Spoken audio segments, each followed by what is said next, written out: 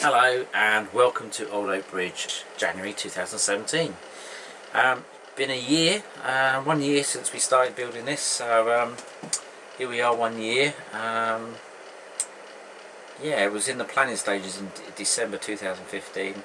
I never dreamed it would be where I am today, so for me, I'm quite proud of what I've got, and I seem to have made a lot more new friends, which is great. And you guys on YouTube, it's looking back at your videos over the last 2-3 years of your projects, that's what's really inspired me. You know, I see what you guys do, think, I really want a railway, not a train set, I want a railway, and so that's what I've really sort of thrown my passion back into it, and taken it on from when I left. Watlington Bridge was my last layout, and that was about 4 years ago. That you can see pictures of my my website, and Southampton was another one I did, but I made so many mistakes, and I think you learn from the mistakes to move forward, so it's good. I'd like to say a couple of thank yous and shout outs to Graham Falston, Lakeside. Love watching your videos. I felt your pain, I think we all felt the pain of your new Loco, the Silver Fox. I think I'm going to nickname it the Flying Fox from now on, but you fixed it, and it is an amazing train you've got there, so it's a lovely model, so well done. I'm glad you got that on track. There's a pun there. And the other one is to Stuart Barnard. He's making progress. There's lots of projects he's got on, so I wish you a lot of luck, Stuart. There's a lot of help out there in the world, on the World Wide Web and through YouTube, so do utilise it, and I recommend that by everyone. Anyway, stop waffling on, Gary. Let's get back to our update. There's a train going past, we've got a railway behind us. So what have we done in January? If you look back in December, you'll see I put a new station in, and I started changing some of the back scenery that was a little bit wonky, and I upgraded some of the lighting. So I'll show you today some of the things I've done, a couple of projects I've got, what I've been doing, and some things I want to change going forward, so lots more to follow. Other than that, I'll shut up waffling and I'll show you. So here we go.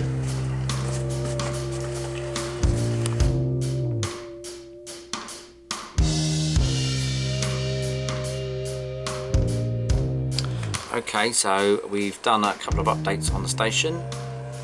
I have done these little notice boards, one there, one there. You can buy them from Bagnal, but they're about a few quid each. I think they're quite expensive. These are just printed on PowerPoint and then cut to scale, couple of matchsticks either side. You can make them big or small. I've done mine small for a reason. I'll probably put a couple more things in. Done another dustbin over there. Again, easy to make. It's just Halford's car putty that sets within an hour. It's sort of like firm to use within about 20 minutes. It's really good stuff, and it goes solid, and you can just drill it and file it down. We got this little boy today. This is the David Lloyd George Vitrains. A friend of mine had a little clear out of his stock, and I purchased this from him, so thanks, Paul. He'll probably want it back when he's done his railway. It's a class 37 BR Blue. I've been after a few of these, and this is my first one. So yeah, it's a nice little model, very detailed. It's got lights, it's got a little fan grille at the top there, and I need to put the horns in and some other detail in. Got a load of little bits for it. David Lloyd George, he was actually born on the 17th of January 1863. Ironically, today is the 17th of January 2017, so it would have been his birthday. So it's a birthday present for me. Happy birthday, so I'll always remember that. So yeah, that's that one. That's a nice new train. So that's a new class 37 to layout, which I'll show an update of that running round later. So what have we done round here? We've done some cabling down the back wall there. So I've done some like cabling going through. It's just dead, it doesn't actually power anything, but just to give an idea of electricity around the circuit. I've got to do more things like that. I put some dummy point motors in. I've done a few there around the layout. Done some work to the parcel depot. As you can see, I've put a little door in so we can get in and out the depot, and I've painted a football stadium at the back there and part of a London scene. I've put a fence in as well so you can get in and out and sort of protect yourself from the railway. But I think that looks quite good now, quite impressed with that.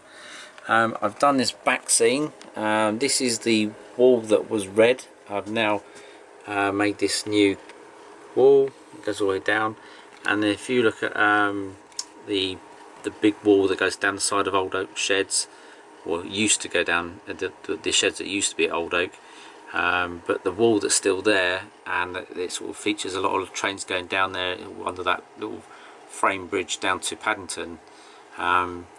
Behind there is Union Canal, and that would have been pretty much what you'd have seen. It's a guesswork. I mean, there's no actual images that I can find going back, so I've had to make my own free license of painting buildings. Believe that would have been a glass manufacturers there, so sort of try to copy that a little bit. So yeah, I've had little details. Quite impressed how that's come out. This back wall is actually made from Scale Scene. You download their software, you pay for it and download it. They then give you the rights to print out as many times as you like, or use that kit that you've downloaded to make your retaining wall or your buildings, whatever you do. I downloaded the retaining wall because it gives you a nice layer of brickwork and this little tiny little layer of the brick at the bottom, so just to give you a little bit of flexibility. I've used it several times. It does use a lot of ink, but on the outtake it's a nice nice bit of walling realistically, and if you've got any problems with it, you just print a new bit out and cut it in. I mount mine on a big length of balsa wood, and it's probably about 2 mil thick, the balsa wood. I could give you in inches, but I'll give it as about 2 mil thick, metric, so it sort of doesn't buckle over. I put paper one side, let that dry, then I glue this paper on this side, so it keeps that rigidity of not bending or buckling, because if you put glue paper on one side of balsa wood, it tends to give a curved effect. So do little test pieces first, if you can do that. So that's the new retaining wall, and it goes all the way down the back there, as you can see, and it comes all the way down here. So we've got a post box, we've got a little park bench, got a new poster. Again, these posters I print on PowerPoint, scale them down. I can add my own text, as you can see. Intercity travel bargains from Old Oak Bridge, so I like to do all that kind of thing. I've done another poster there, again that's mounted on balsa wood, and there's one about Star Wars, again I've put in cinemas now, that wasn't written on there, but you can just add your own text to it. That's period of 1980, 1990, that kind of poster. So that's my bridge from Old Oak Common, the back of the depot. It was still there today. It would have come out the back of the depot, and then it goes down to Brunel Road, which I'm still creating, so it's my work in progress on that. It's getting there though. And then you can see that I've changed the back scenery along here, so I'm quite proud of this. It looks quite cool now. I've levelled off the grass. I've done a little bit of work to the grass. It was a bit too in your face, and then I've just done some different greys in the background to sort of blend in. I've got to do a little bit more work on this end because this was the first one I've done. It looks okay, but there's this bit here looks a bit rough, so I shall straighten that out, paint it over, and then repaint it. As I'm doing these, I'm actually getting more of a technique. I find doing smaller is actually better instead of doing big, so I am going to do a little featured update on one of my videos on how to paint this, to show you guys what I've done, because a few people have asked me how do you do that. So what we're going to do is, down in that corner down there, you see that blank bit of board, well I want to do a little hillside going up into a couple of old low relief houses at the back there in that corner, up in that corner. So this London scene I want to sort of carry around to here, probably put a bridge in. So I am going to do show you how I do it and what I do, and I'll feature it on that, probably that little bit of board, just give you guys an idea, to help you out really. So that will follow.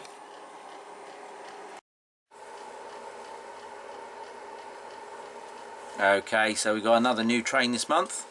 This is the 37004, and there she is. A very nice model. It's a double head code, as you can see.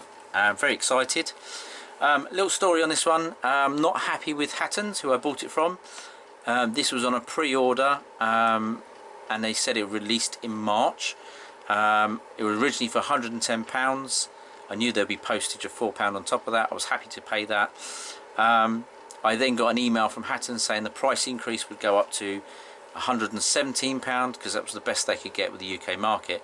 But they guaranteed in their email they sent to me, or text message and email, stating that this would be the best price, better than any other retailer selling this particular model. Now that in its own term is almost a price match. Now that's fine.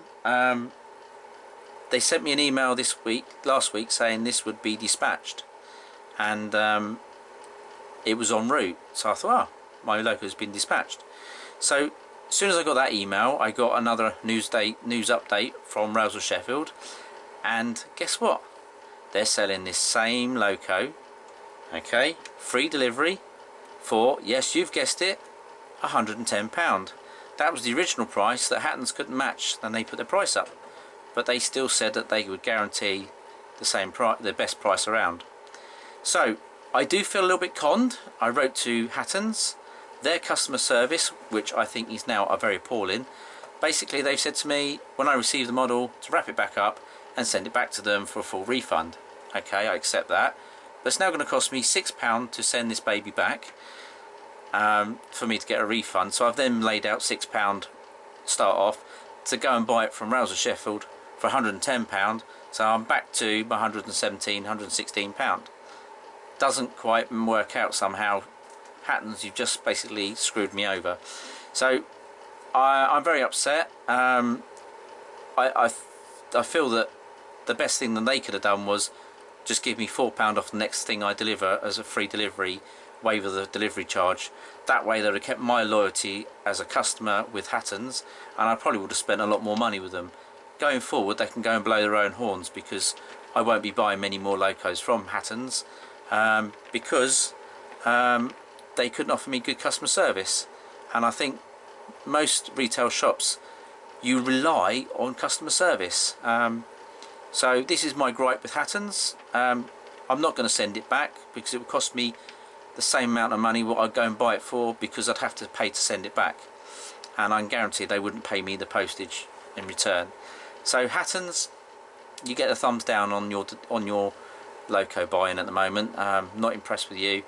I just think it's very appalling that you actually offer me just to send it back and forget me as a customer, when we all spend hundreds of pounds with you guys.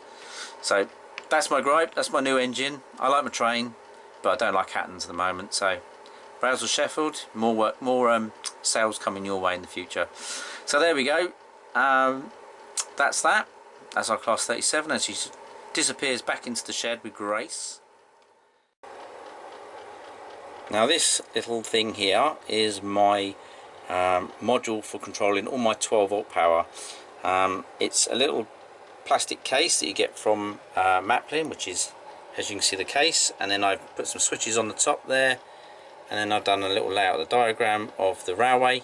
That's the actual layout, and inside this little box of tricks is a block signaling PSU1 12 volt power supply, and that basically is 3 lots of nice uniform voltage going out at 12 volts power. So it gives me 3 lots of 12 volt power supply from one mains input, so that can control my signals with one switch off, and then I can control the street lights and all the station lights and the engine shed. So that's really what's in there. It works really good. Again, that switches them all. That's all off at the moment, and that switch is on, and then that's the building lights on. They all come on. So if you look up there, see, there you go. So that's what controls that. So that's that little device down there. So yes, fantastic, nice regulated power in 3 quantities, running off 1 voltage in. So it's got an AC DC voltage comes in, and then it will work out what it needs. So go online, read all about it. PSU1, about £12 I think they are, so really good.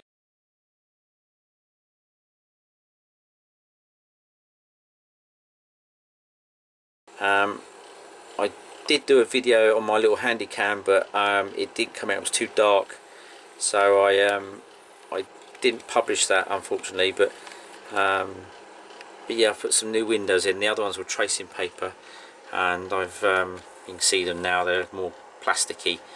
At Christmas time you get lots of boxes with plastic on, and I just was like a dustman going around collecting them from all the dustbins. I want the plastic, so that's what I create my little things were.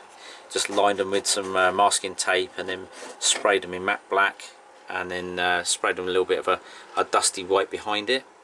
So that was that one.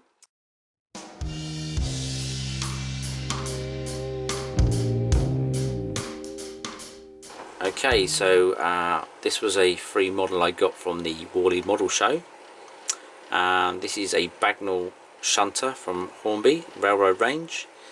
I'm just going to show you a picture of what it used to look like. You'll see on your screen now.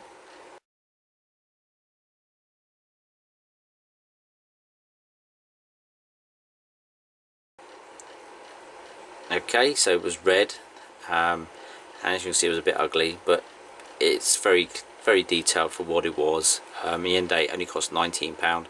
I received it as a free gift, so I thought it'd be fun to spice it up and change it a little bit, add a little bit of detail. So I've sprayed it with carpet spray, which is a satin black, and I've numbered it to this Loco number here, which was they had these kind of shunters in Stamford, and there was 2 of them I believe, this one and another one which was 5.8. They had a different logo than this one. They had the early BR crest. I put one on there, and because it's oversized, because it's railroad range, it didn't look right. For that reason, being a free model, I wasn't going to go and buy loads of other bits and pieces. I used up logos that I had, and I put the BR logo on the side, which actually I quite like it. Put some spring side lamps on, as you can see there. Yeah, and I think it's come up quite well. I'll show you a little how I did this. That'll follow this little bit. So yeah, that's that. I got this idea with the logo from this old magazine. I came across this, I've had these for years, and it seems like BR had an artistic license. Never seen one on a steam train before, but yes, they did. They've done it. Aberystwyth narrow gauge. So, but I suppose that's being narrow gauge. You can do what you want. But yeah, they did. So I thought, well, if they can do it, I can do it. There's some great pictures here. So yeah, so that's what's inspired me to create my own, and I'm quite proud of that. And for a freebie train, it looks quite good, and it runs quite well. This has got a Gauge Master DCC 2.8. I think it's the Omni one. I think it is Omni or Opti. I can't remember. It's one of them two. I think it's the Omni. But it just about fits inside the cab there. I've cut the windows down. I'm going to put some wipers on, so I took the old wipers off, and I'm going to put some proper wipers in. But yeah, that's what I've done. I'll show you an update of that.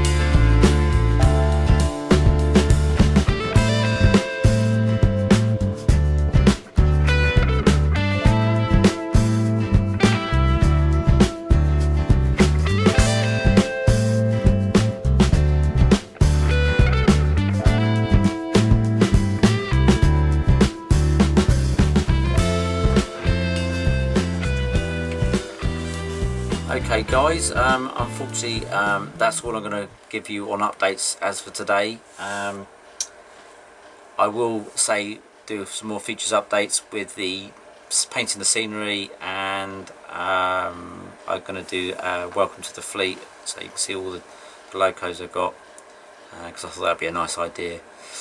Until next time, and God knows when that is, but it won't be that far away. I'll give you another update then. So till then, take care, enjoy modelling, and see you soon.